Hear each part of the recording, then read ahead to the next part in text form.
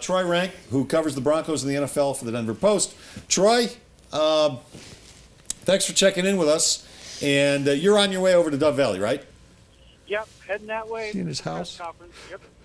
What's top of mind today? What's the story out of Dove Valley today? Well, they're bringing out the defensive backs, Talib, Roby, Harris. Talib's obviously had another interesting offseason where he had a potential scrape with the law, and he's coming off the worst game of his career as a Bronco. So he's always a fascinating guy. If he chooses to talk, sometimes he doesn't. Harris is clearly interesting because of his prominence on this team now, and he is taking a role of leadership. He's being paid like a premier player, starting next season, but certainly with his contract. He was their biggest off-season signing, even though it had occurred during the season. And the question, will Bradley Roby play some safety? Wade Phillips told us the other day he's going to have at least a few packages where Bradley Roby is used at safety, so he gets his best players on the field more. So it's secondary day out here at Dove Valley. Yeah, I wanted to follow up on that, Troy, that Bradley Roby is a cornerback, but what Wade said and what you just reiterated is that he is one of their top defensive players based on big plays last year. I remember two that actually made a difference in games, that you'd want him on the field 100% of the time instead of 68% of the time. Is that what they're thinking, do you believe? Yeah, well, I mean, the reality is, and I'm saying this off the top of my head, so I might have my numbers slightly off, but Roby played approximately 300 snaps last year. So it was about half as many snaps as Raheem Moore.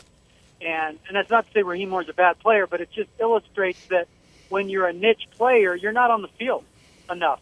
And Bradley Roby is big enough and tackles well enough in open field where you could use him some at safety. Now, I've talked at length with Bradley Roby about this, and he's willing to help the team out, but he's made it very clear he doesn't want to be a safety moving forward. He sees himself as a cornerback. It's why he went to Ohio State and stopped playing receiver. If he wants to be a shutdown corner, and frankly, everyone knows why. That's where the money is in this league. The shutdown corners get paid.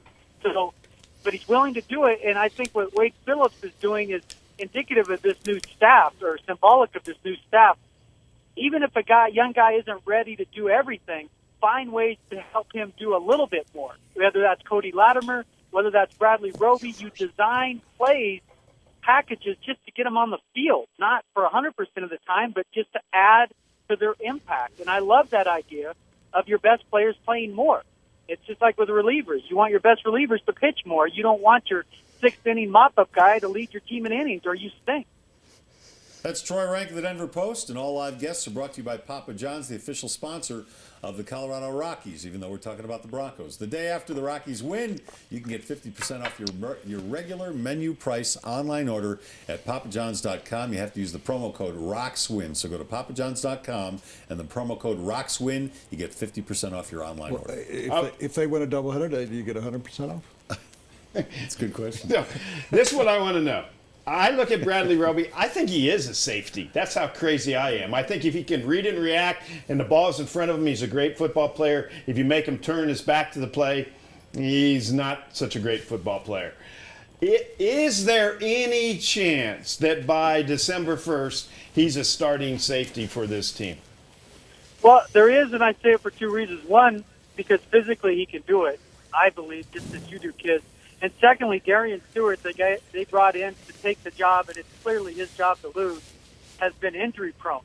He has, had trouble staying on the field throughout his career because of hamstring and leg issues, which typically don't get better at altitude. Now, I'm not trying to curse the guy. It's just, I've watched this with older baseball players through the years. Leg injuries, oblique muscles, and you really have to be cognizant of hydration and stretching to stay on the field. And so if, for instance, Darian Stewart struggles with his leg issues, and he said he's beyond that and adjusted his program. But if he does, then where do you go? That's what, is it Bruton, is it Bolden, or is it the guy that we're talking about, Bradley Roby? It's hard to make that switch December 1st, kids, unless he's been getting chunks and chunks along the way. They keep saying they're going to give him a little bit, baby steps here, but they would have to have a package, and then maybe it's 4 plays, and it's 8, and then it's 12. December 1st, they're not going to switch him over if he's only played 20 plays at safety to that point. Troy, you brought up a player that the Denver Post wrote about the other day, Omar Bolden. And they were expecting when he came in the league, he was going to be a guy that would step into a starting cornerback role. That's never worked out. Injuries, just really not that talented. But the one thing I saw when he was a rookie was that he returned in an exhibition game a kickoff for a touchdown. If I remember correctly, that was the last time that ever happened. Maybe not, but the story was about Omar wants to be a return man. I thought when he went into the lineup last year as a return man, he was great. How do you see that playing out? Is Omar ever going to have a chance to be a starter on this team or more of a contributor, or is his future as the return man in a backup? Well, right, in the secondary, it's going to be hard for him to start, barring injury or something odd. I mean, their secondary is loaded with Talib, Harris, and T.J. Ward. Those are 3 Pro Bowlers. So, I mean, really the only opening or competition is at free safety, and and Bolden's in that mix, but he's a long shot at this point. But he can clearly, as you mentioned, Woody, make an impact in the return game. Last year, their return game stunk. I mean, it was just so pedestrian, and it was magnified by the fact that other teams were returning the ball well against them. And then that night in Cincinnati, Bolden gave them basically a huge lift when they were just getting pummeled. Adam Jones was turning the field around. Then Bolden was at least countering him at times. So Bolden had a 77-yarder at Cincy, had a 76-yarder against Oakland, and he led all kick returners in yards per attempt for every guy that had at least 10 tries. The problem was he couldn't qualify because he started so late. But they need him on the road. There's so many touchbacks at Sports Authority Field, it becomes kind of a mood issue. But they need him on the road. And I loved him, Woody, because he just ran up the field. He's just a north-south, electrifying, come get me, no fear, and maybe that will lead to injuries, and he won't be long for the role. But I love that attitude instead of tiptoeing and just protect the ball and don't fumble. That's those kind of guys. I mean, you don't get anywhere with them, and that's where they were on punt and kick return for much of last season. Frankly, it's just hoping not to fumble. So Bolden's chance to make a big impact is initially a kick return. He's in the mix too at punt return, but that's probably a longer shot right now with Solomon Patton and Kyle Williams, Emmanuel Sanders. I mean, they have a number of guys in the mix for punt return, but kick return could be his niche for Bolden. Please don't use Emmanuel Sanders. I can't see that. I agree with you there, Woody. Can't get him hurt.